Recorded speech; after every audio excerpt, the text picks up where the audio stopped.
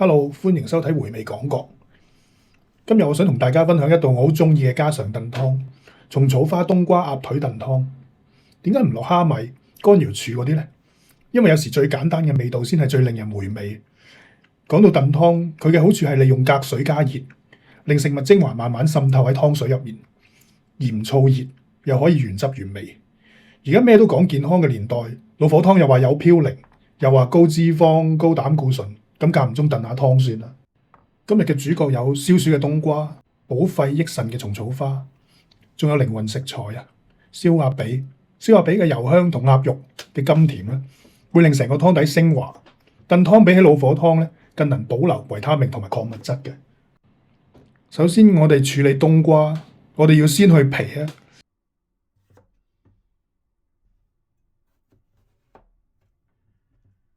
然後刮走中間嘅囊同埋核，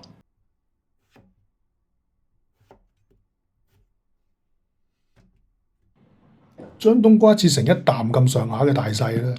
咁樣燉煮過程入邊，冬瓜可以索晒啲湯汁，又唔會散得太快。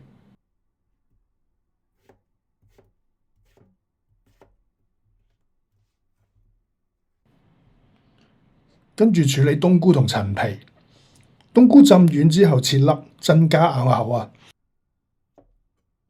點解我唔加入冬菇丁呢？因為我哋兩個人飲咧，通常都會飲剩。咁冬菇丁有啲老人家講咧，擺過夜咧個湯就會變酸，所以我就盡量都會掉咗佢先嘅。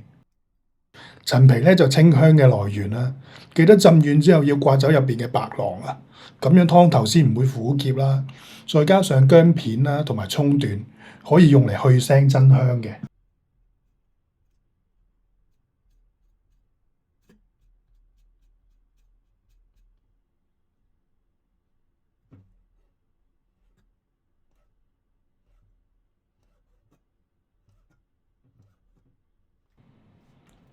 而家我哋可以將材料順序咁放入煲入邊啦，先放薑啊、葱啊同埋陳皮墊底啦，跟住鋪上滿滿嘅冬瓜、蟲草花同埋冬菇，仲有冬菇嘅精華水都唔好嘥喎。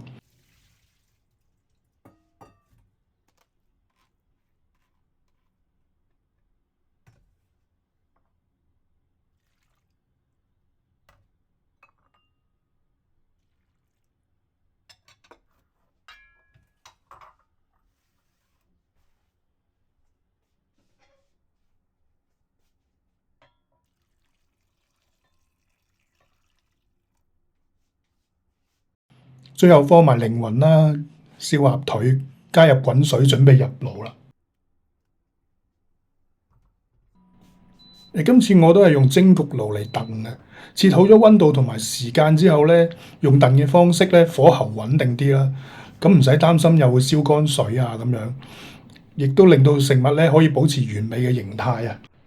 大約燉3至3個半鐘左右啦。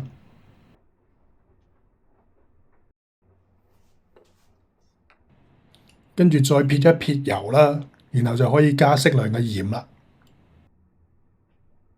鍾意呢道湯嘅朋友記得 like 同埋 subscribe 我西澤嘅 channel。我哋下次一齊再煮下嘢啊！